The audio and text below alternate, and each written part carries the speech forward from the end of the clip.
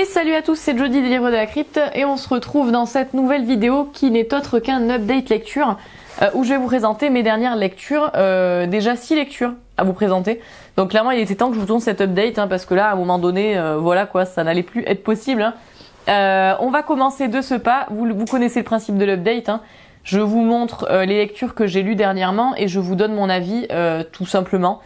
On va commencer de ce pas. La première lecture que j'ai à vous présenter, il s'agit de Brèche vers l'enfer de Kate Koja ou Katie Koja ou Case Koja. Enfin voilà, j'ai sorti toutes les prononciations possibles et inimaginables, comme vous avez pu le constater. Donc voilà, un bouquin d'horreur pure, comme vous pouvez le constater. Nous sommes clairement dans un bon livre d'horreur bien rétro comme on les aime. Un J'ai lu épouvante, une collection également assez connue. Dans ce bouquin, nous allons suivre deux personnages. Nous allons suivre un homme et une femme. Voilà, la femme s'appelle Nakota. Je ne me rappelle plus du nom du jeune homme. Bref. Et donc du coup, on va suivre ces deux personnages.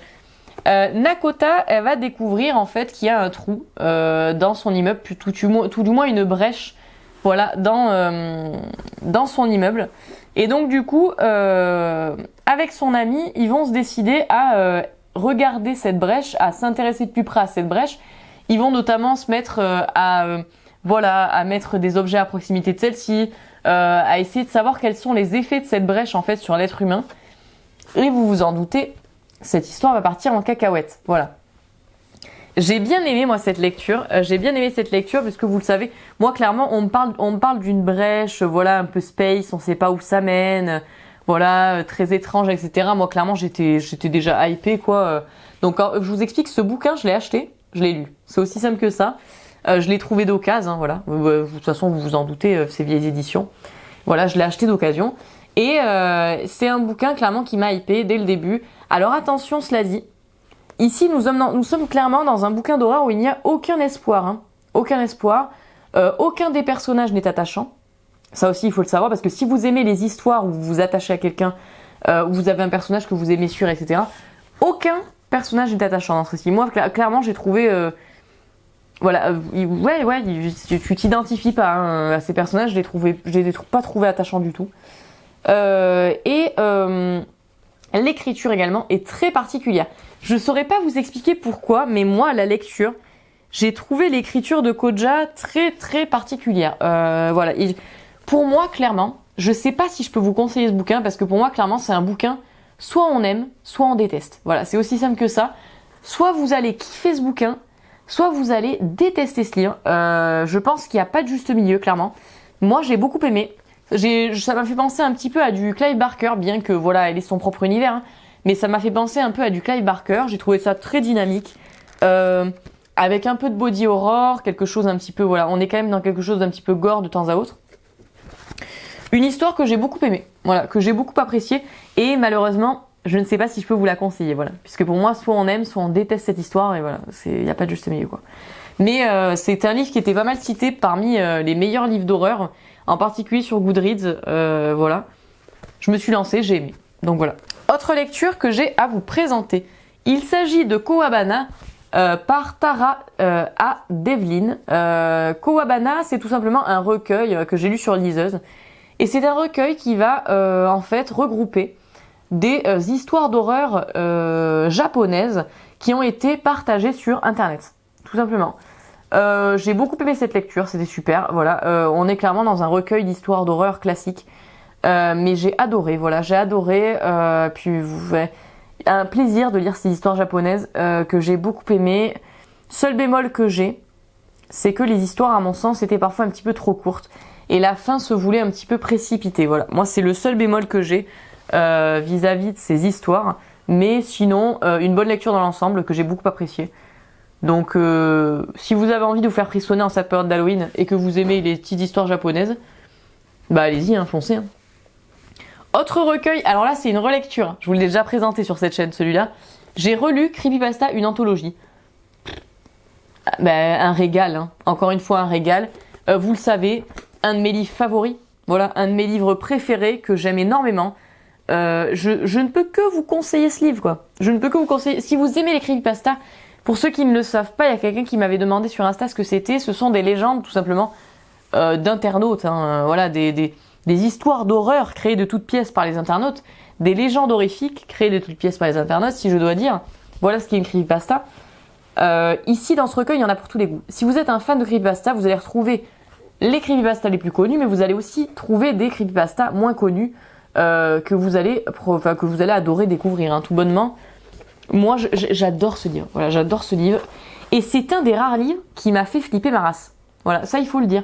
C'est un des rares livres qui m'a fait flipper terrible. Hein. Vraiment, il y a certaines histoires de ce livre qui m'ont fait peur, mais terrible, quoi. Alors que pourtant, vous le savez, je lis que de l'horreur, je suis pas une flippette, hein, mais ce livre-là, putain, il y a des fois, j'ai eu peur. Hein. Donc voilà, je ne peux que vous conseiller la lecture de ce livre. Voilà, une relecture, moi, que j'ai beaucoup aimé. J'avais envie de relire ça. Parfait. Parfait, parfait. Ensuite, j'ai lu La fête du maïs de Thomas Tryon. C'est un livre dont j'entendais parler depuis pas mal de temps. Il est assez connu, il a été très apprécié. Sur Goodreads, encore une fois, voilà, je l'ai vu extrêmement souvent partagé. Un livre qui, sur lequel la critique était plus ou moins unanime. Alors, de quoi on parle dans La fête du maïs de Thomas Tryon? Un magnifique pocket terror, hein, cela dit. On parle d'un peintre new-yorkais, de sa femme et de sa fille, qui partent s'installer à la campagne. Voilà, ils quittent la ville et ils partent s'installer à la campagne. Voilà, ils veulent refaire leur vie, une petite vie paisible, tranquille, etc. Ils arrivent dans un village où ils sont... Voilà, au début, ils sont pas très à l'aise, hein, puisque forcément, t'arrives dans un petit village, tout le monde se connaît, toi t'es nouveau, tout le monde t'observe un petit peu avec des yeux bizarres, etc. Et en fait, ils sont contents d'être arrivés, puisqu'ils vont découvrir une vie assez proche de la nature, assez champêtre, assez agréable, etc. Mais ils vont très vite constater chez leurs voisins, chez leur voisinage, chez leur père, des comportements un petit peu étranges, des rituels spécifiques, si je dois dire, par rapport à la nature, la fertilité, le culte de la terre. Une histoire un petit peu étrange à la campagne, en somme. Voilà pour le pitch. J'ai bien aimé cette histoire. J'ai bien aimé, j'étais dedans, c'était prenant. L'écriture de Thomas Tryon est extrêmement satisfaisante aussi. Voilà, c'est une écriture qui est très très très agréable. Je trouve que Thomas Tryon écrit très très bien. J'ai bien aimé cette histoire. Seul bémol que j'ai, oui voilà, c'est que vous me connaissez. Vous savez que j'aime les récits dynamiques, j'aime quand ça bouge, j'aime quand ça pulse, j'aime quand ça va vite, quand il se passe beaucoup de choses. Ici, dans La fête du maïs, il y a des moments où je me suis un petit peu ennuyée. Je dois avouer que j'aurais peut-être enlevé quelques pages à ce récit que j'ai trouvé assez long parfois. C'est le seul bémol que j'y trouverais, puisque sinon j'ai aimé cette histoire, voilà, un peu glauque, un peu sectaire, un petit peu, voilà, par rapport à ce culte de la terre, du maïs, J'ai aimé ce récit, voilà, moi j'aime les récits d'horreur qui se passent un petit peu dans des contrées campagnardes, voilà, j'aime lire ça. Et ça tombe bien, puisque voilà, je l'ai lu vraiment... en l'occurrence, vraiment à la fin de l'été, fin de l'été, j'entends fin de la période estivale, et ça tombait à pic, hein, puisque clairement, voilà, je pense qu'en hiver, celui-là, il aurait pas très bien passé, puisqu'on est quand même systématiquement dans un environnement assez chaud, assez, voilà, donc non, c'était une lecture assez bien pour cette période de l'année. Autre lecture, là, un ovni littéraire, quelque chose d'assez original. J'ai lu The Sleep of Reason, an Anthology of Horror, qui n'est autre qu'une anthologie de comics horrifiques. Mais de comics horrifiques, comme je vous l'ai dit dans mon book haul, qui se veulent différents. Ici, on nous dit pas de loup-garou, pas de zombies, pas de vampires. Donc nous sommes que dans des comics aux histoires assez loufoques, aux histoires assez différentes. J'ai adoré cette lecture. Quel bonheur. Alors, ici, tous les comics sont en noir et blanc. Tout est en noir et blanc, vous n'aurez pas de couleur. Mais chaque histoire est illustrée par quelqu'un de différent et scénarisée par quelqu'un de différent. Donc, on est vraiment dans un panel d'histoires d'horreur originales. Un bonheur. Cette lecture. Moi, j'ai adoré. Pas forcément une lecture qui m'a fait peur ou voilà. Non, mais véritablement intéressante d'un point de vue originalité, quoi. C'était très intéressant. C'était très intéressant comme lecture. Moi, j'ai adoré. J'ai découvert des thèmes qu'on ne voit pas partout. Et puis, je me suis amusée. Voilà, la lecture de cette anthologie, je me suis vraiment amusée. Non, c'est une lecture que j'ai appréciée, que je vous conseille vraiment. Si vous aimez les comics d'horreur, bien entendu. Et si vous avez envie de lire quelque chose d'un petit peu différent. Moi j'ai adoré cette anthologie, donc voilà. Autre lecture que j'ai lue sur ma liseuse ce coup-ci. J'avais beaucoup aimé À sa manière de Loana O'Haro. Donc j'avais envie de lire autre chose de sa plume. Je me suis lancée dans Maestria. Voilà, de sa plume également. Alors, un livre que j'ai apprécié, mais pour lequel j'ai un gros bémol. Voilà. Qu'est-ce que ça raconte, Maestria? On va raconter l'histoire d'un jeune acteur, en tout cas d'un homme qui souhaiterait connaître la gloire. Voilà. Et cet homme, en fait, il nous fait un peu de la peine parce que lui, on lui donne pas forcément de très bons rôles. Et par contre, il a un rival à qui, lui, on donne tous les rôles. Donc ce mec-là, il en a un peu marre parce qu'il se dit putain, moi, on me donne jamais un rôle qui vaut le coup de cidre. Et mon pote, à lui, on lui donne tout. Donc il est jaloux. Il a de la haine quand même pour ce mec-là qui finalement, moi je dis son pote, mais bon voilà, pas tellement son pote, mais voilà, il finit par avoir de la haine pour ce mec-là jusqu'au jour où, il faut le savoir, ce jeune acteur en devenir, en parallèle de ce qu'il fait, il est serveur dans un bar. Au cours d'un service, on a un réalisateur qui va le remarquer et qui va vouloir en faire sa muse. Ce réalisateur, il s'appelle Gus, il a envie de faire un nouveau projet un petit peu barré. Il va du coup décider d'en faire sa muse. On est clairement sur un réalisateur de films glauques, hein. Voilà, on n'est pas sur le réalisateur du coin, on est sur un réalisateur de films glauques et absolument dégueulassissime, hein, voilà, qui est intéressé par cet acteur et qui va du coup lui faire une proposition et lui dire tiens, si t'as pas envie de jouer dans mon dernier film, voilà. Mais là, on parle clairement pas du dernier Tarantino, on parle clairement d'un film ignoble, hein. J'ai beaucoup aimé cette lecture, c'est une lecture que j'ai lue clairement en 2 jours tellement j'étais dedans. Donc vraiment, ça a été une réussite d'un point de vue, on va dire, immersif. Voilà, j'ai été immergée dans le récit, j'avais envie de connaître la suite, j'avais envie de connaître la fin, je ne pouvais détacher mes yeux de ma lecture. Par contre, le gros bémol que j'ai, et qui, je dois l'avouer tout de même, m'a dérangé, c'est le réalisme. Voilà, le réalisme et la crédibilité. Ce qui m'a dérangé, c'est que, je vous explique, Gus, il va vouloir de ce mec en muse pour son film.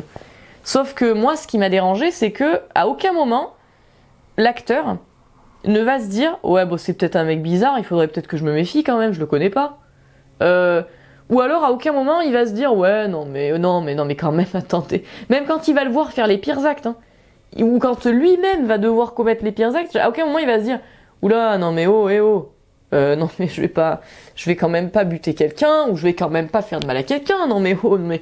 Ah non, jamais. Il accepte tout sans sourciller, le mec. Non mais vraiment, il accepte tout sans sourciller. À un moment donné, ouais, je me suis dit, bon, c'est quand même... c'est un peu gros, quoi. C'est un peu beaucoup gros, même. Donc voilà, j'avoue que sur ça, j'y ai pas trop cru. C'est une histoire que j'ai vraiment, c'est putain d'immersif. Et c'est pour ça que je vais continuer de lire les autres récits de Loana O'Haro, parce que pour moi, il y a un putain de... Vraiment, pour moi, cette autrice peut devenir l'une de mes autrices favoris. Clairement, parce que il y a un putain de potentiel, et à chaque fois que je lis un truc de sa plume, j'arrive pas à m'arrêter. À sa manière, m'avait véritablement bouleversée. Il m'avait retourné complet, ce bouquin, et je pense que... Et ouais, j'ai envie de lire les autres romans de sa plume, clairement. Il faut absolument que je lise les autres livres de sa plume, parce que c'est, pour moi, vraiment... une autrice à suivre, une plume à suivre, quelqu'un qui a énormément de potentiel, de très talentueux, voilà, de très talentueux dans le domaine de l'écriture, et que voilà, j'ai envie de suivre, j'ai envie de suivre le reste, quoi. Mes lectures du moment, nous avons fini pour cette update. Je vous ai présenté toutes les dernières lectures que j'ai effectuées, donc ces derniers jours, cette dernière semaine.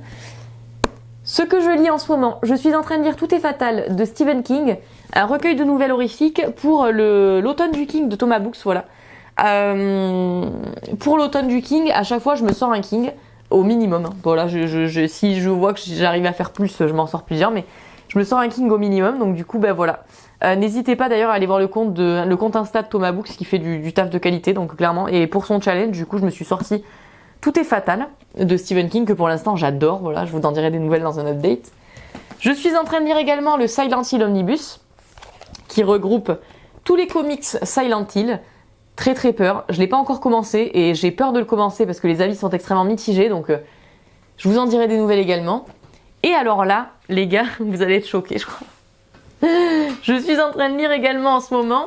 Alors, attendez, je vous dois une explication. Je vous ai présenté les Tales from the Crypt sur cette chaîne, vous le savez. les comics, ok? Et je les avais achetés en fait en tomes à l'unité. Il y a 5 tomes et je les avais achetés à l'unité. Sauf que dernièrement, ils ont sorti Akileos une édition intégrale. Moi je me suis dit putain, fait chier quoi.